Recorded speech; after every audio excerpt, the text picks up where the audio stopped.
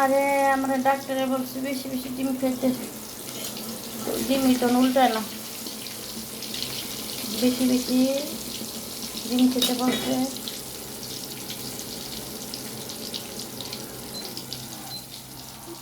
শরীরে পুষ্টি কম আছে।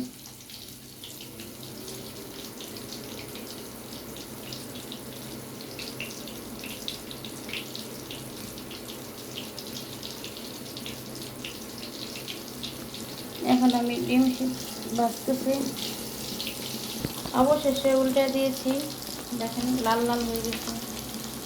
এটা নামায় ফেলবো।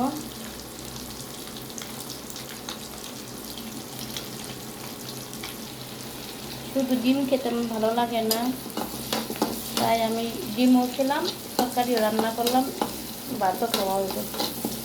ঠিক আছে, এই দেখেন আমার ডিমগুলো কি লাল লাল হয়েছে। ডিম মানে ডিমটা আমি ভেজেছি লাল লাল করে। এখন আমি কারেন্ট ছিল না, খালি করাই নড়ে, খুব ভালো লাগে না। এখন আমি তেজপাতা দেবো দুটা, তেজপাতা, তারপরে টমেটো দিব।